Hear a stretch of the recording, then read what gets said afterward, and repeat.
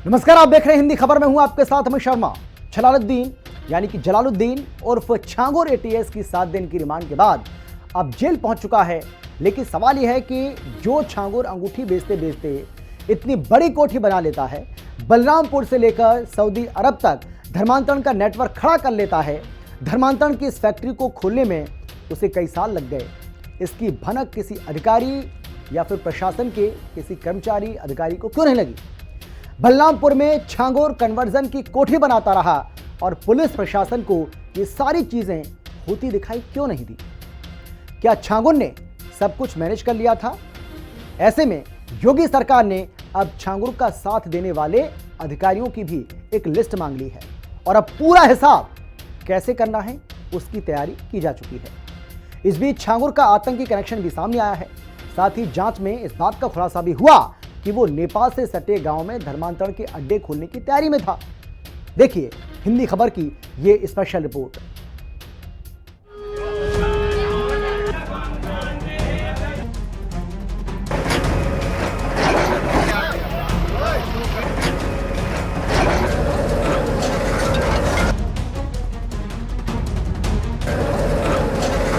यहाँ करके गए वहीं रहिए।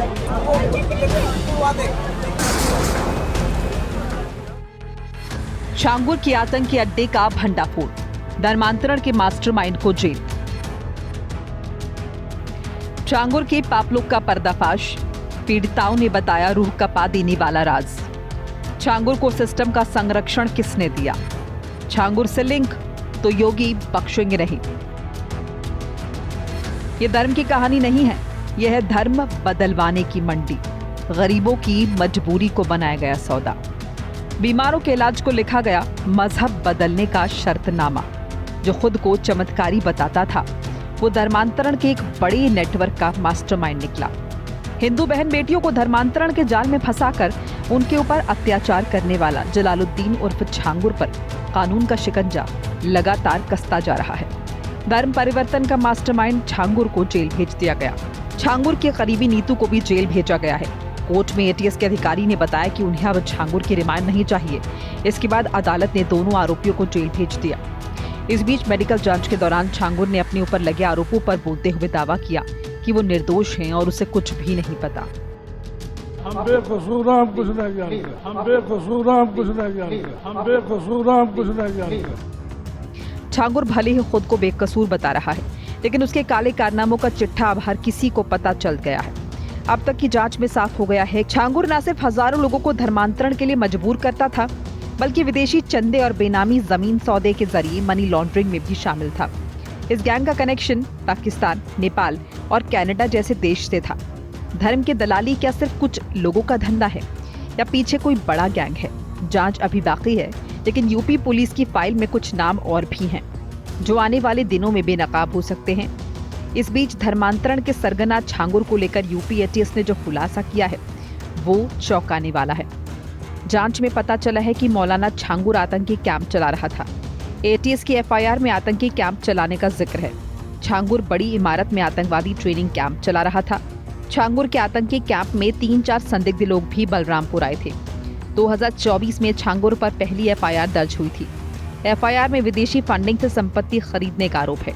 साथ ही बलरामपुर में आतंकी ट्रेनिंग सेंटर चलाने का भी आरोप है। एफआईआर में छांगुर के काले कारनामों का पूरा चिट्ठा मौजूद है। एफआईआर के मुताबिक छांगुर विदेशी फंडिंग की मदद से इतना पैसा कमाने लगा कि उसने एक ही साल में शोरूम, आलीशान बंगलों और लग्जरी गाड़ियां तक खरीद ली थी। एटीएस के पास तमाम तरह की जानकारी मिली कि छांगुर आतंकी कैंप भी चलाता था। इसके साथ ही वो सालाना उर्स भी लगाता था। इतना ही नहीं, एफआईआर में भी आगे ये लिखा है कि अपने काले कारनामों को छिपाने के लिए वो बड़े पैमाने पर पैसा खर्च सब कुछ मैनेज करता था, जिससे उसका ये आतंकी ट्रेनिंग कैंप लंबे समय तक पुलिस से छिप पाया। इससे पहले छांगुर के विदेशी फंडिंग के साथ साथ विदेशों में एक आका के होने की बात भी सामने आई थी। जस करनी वो सब भोग विधाता, नरक जहत काहे पछताता। जो जैसा कर रहा उसको वैसा फल मिल रहा है। संज्ञान में आई बात सरकार ने उसको जो है बता दिया कि तुम जो चाहते हो तुम्हारी मंशा पूरी नहीं हुई। सवाल ये खड़ा होता है कि वो यहाँ डेरा बनाया कब, वो यहाँ किसकी सरकार में बसा, कारोबार वो फैलाया किसकी सरकार में। इस सरकार में जब जानकारी हुई कि इस तरह का कृत्य हो रहा है तो सरकार ने त्वरित कार्रवाई की। देखते हैं एक रोग होता है कैंसर, चौथे चरण में पता लगता है ना, पहले चरण में नहीं पता लगता, दूसरे में भी नहीं लगता, तीसरे में चौथे में पता लगता है। जब चौथे में पता लगता है तो सर्वनाश होता है। ये जो छांगुर बाबा ये देश के लिए कैंसर है, समझ रहे हैं ना। यूपी से दिल्ली, महाराष्ट्र और नेपाल समेत कई देशों तक धर्मांतरण का नेटवर्क फैला हुआ। इसमें शामिल था छांगुर का गैंग और इसके पीछे थी करोड़ों की विदेशी फंडिंग। बाहर से पैसा आता था और यहाँ मजहब बदलने का धंधा चलता। छांगुर के निशाने पर होती थी वो महिलाएं जो किसी ना किसी वजह से परेशान थी या फिर मानसिक रूप से कमजोर थी।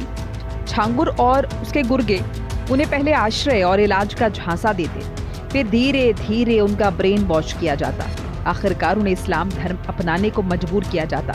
धर्मांतरण मामले में एक और अहम खुलासा हो रहा है कि छांगुर ने अपने इस आलीशान महल के अंदर 50 लोगों की एक टास्क फोर्स बनाई थी और इस फोर्स का सिर्फ काम ये था कि तमाम लोग जो उसके इस महल में पहुंचते हैं उन लोगों को कैसे उन पर दबाव बनाया जाए, कैसे उन लोगों का ब्रेन वॉश किया जाए, इस बात को लेकर आश्वस्त किया जाए कि वो लोग धर्म परिवर्तन को लेकर तैयार हैं। छांगुर का नेटवर्क सिर्फ उत्तर प्रदेश नहीं बल्कि मुंबई और दुबई तक फैला हुआ था।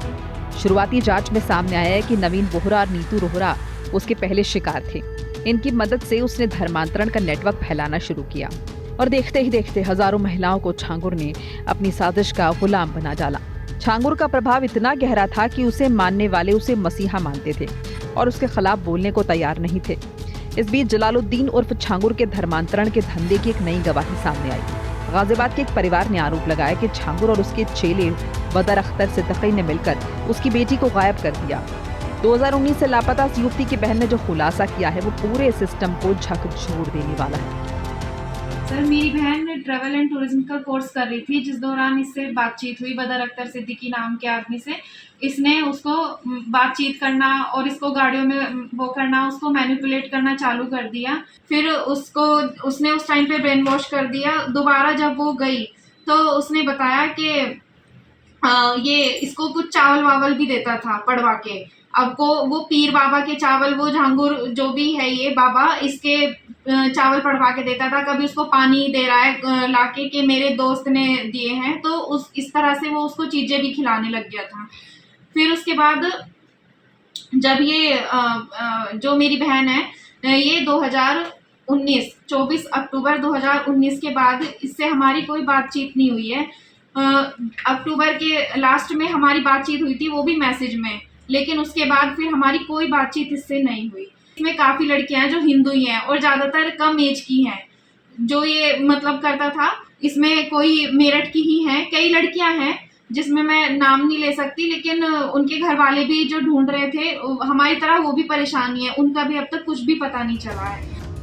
गरीबी, लाचारी, बीमारी यही सबसे बड़ा हथियार बना इन सौदागरों का। कहीं मुफ्त के इलाज का झांसा, कहीं नौकरी का सपना और कहीं शादी में धर्म बदलवाने की चाल, यानी धर्म के नाम पर सीधे सीधे लोगों की मजबूरी का सौदा। छांगुर सिर्फ धर्मांतरण या मनी लॉन्ड्रिंग का सरगना नहीं है, बल्कि उन हजारों महिलाओं और उनके परिवारों का भी गुनहगार है जिनकी जिंदगियां उसने बर्बाद कर दी और उन्हें मनमानी की उस अंधेरी राह पर छोड़ दिया जहां उम्मीद का सूरज नहीं निकलता। सवाल यही खड़ा होता है कि जलालुद्दीन उर्फ छांगुर के धर्मांतरण फैक्ट्री में पिछले 10 सालों से हिंदू बेटियां पिसती रही।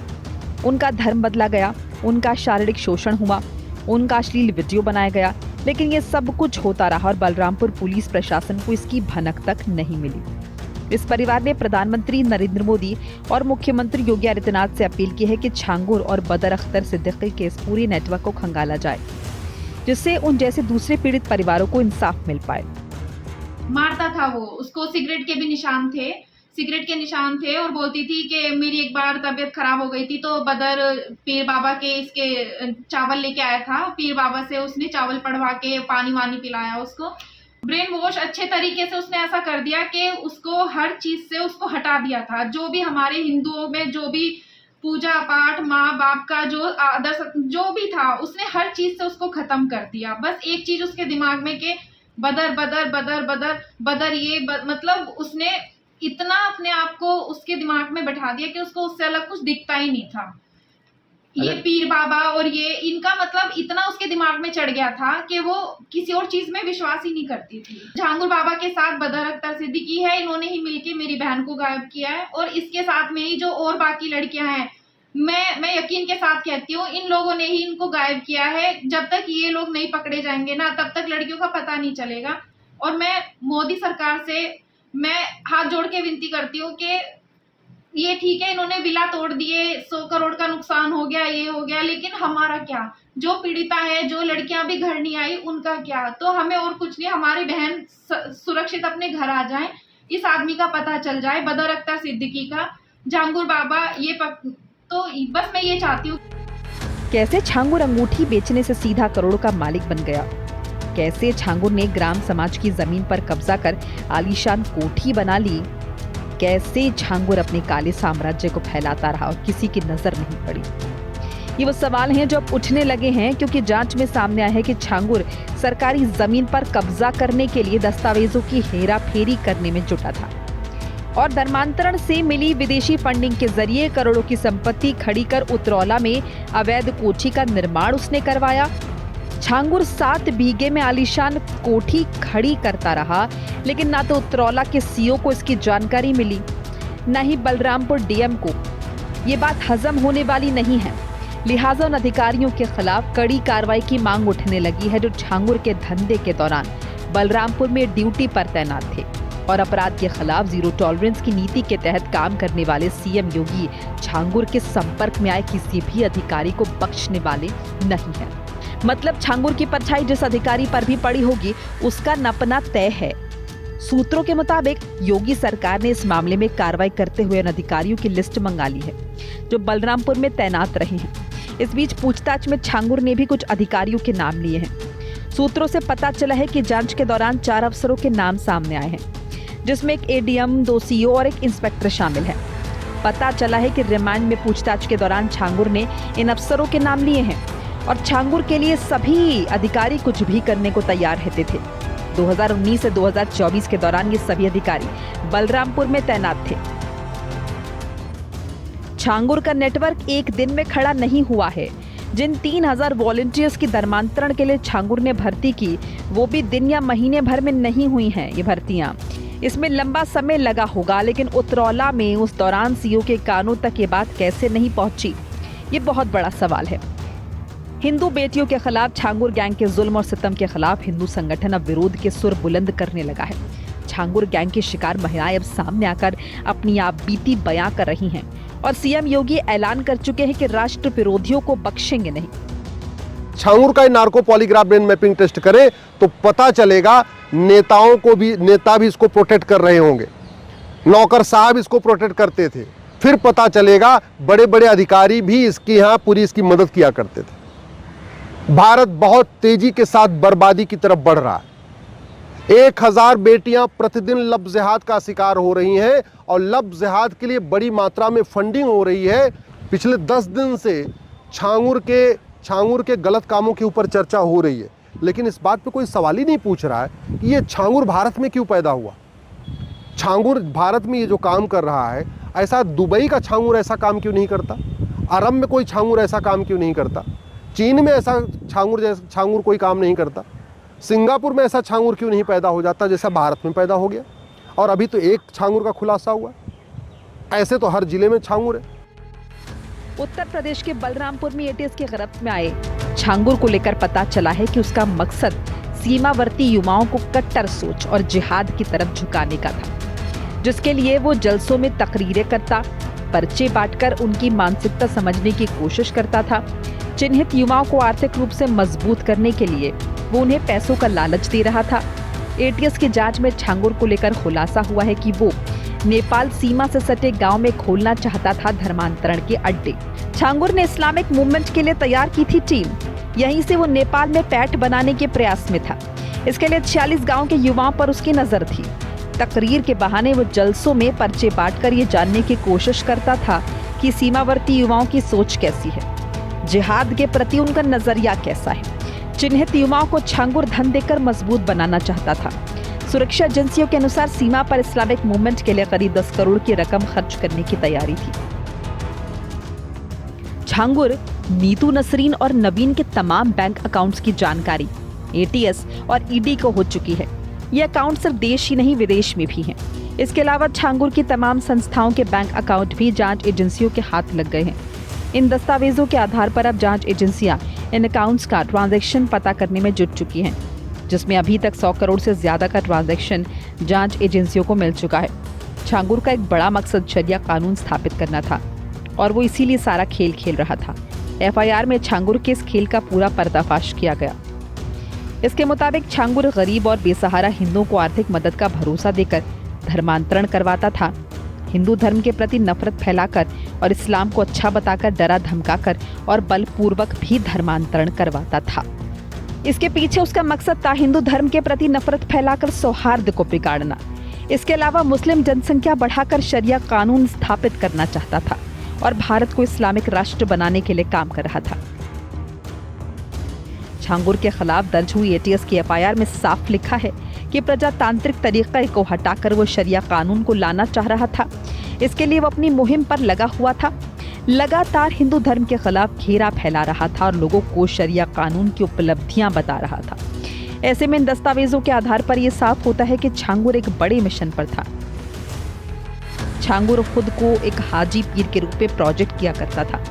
जनपद बलरामपुर में काफी बड़ा एक नेटवर्क स्टैब्लिश किया हुआ था और ये नेटवर्क लगातार धर्मांतरण के कार्य में लिप्त था। इस गैंग ने 40 से ज्यादा अकाउंट में 100 करोड़ से ज्यादा विदेशी फंडिंग प्राप्त की और इस धन का इस्तेमाल धर्मांतरण में लोकल प्रॉपर्टी के परचेज में किया गया। छांगुर का कई राज्यों में नेटवर्क फैला हुआ है और इसके विदेशी फंड की भी जांच हो रही है। छांगुर के यूपी में मिले करोड़ों की संपत्ति तो योगी बाबा के बुलडोजर ने नेस्तनाबूद कर दी, लेकिन महाराष्ट्र के पुणे में भी छांगुर के करोड़ों की संपत्ति को लेकर खुलासा हुआ है। छांगुर ने विदेशी फंडिंग के जरिए करोड़ों की नामी बेनामी संपत्ति बनाई। उसके कई ऐसी संपत्तियों के सबूत मिले हैं जिसकी जांच इनकम टैक्स फेमा और ईडी के अधिकारी मिलकर कर रहे हैं। ऐसी ही कई संपत्तियां महाराष्ट्र के पुणे और मुंबई में भी हैं। जानकारी के मुताबिक छांगुर ने पुणे के मावल तहसील में अपने रैकेट के साथ मिलकर आदिवासियों से 16 करोड़ की जमीन का सौदा किया था, जिसकी आज मौजूदा कीमत 200 करोड़ से ज्यादा है। इस सौदे के प्रॉपर्टी में आधा हिस्सा छांगुर और उसके साथी नवीन रोहरा का है, जबकि आधा हिस्सा मोहम्मद अहमद खान और 3 आदिवासियों को मिलना था। लेकिन छांगुर के पाप का घड़ा भर चुका है। 7 दिन की एटीएस की कस्टडी में रहने के बाद वो अब जेल पहुंच चुका है और छांगुर के धर्मांतरण गैंग में शामिल उसके एक गुर्गे को भी जल्द ही सलाखों के पीछे पहुंचा दिया जाएगा। हिंदी खबर की स्पेशल रिपोर्ट।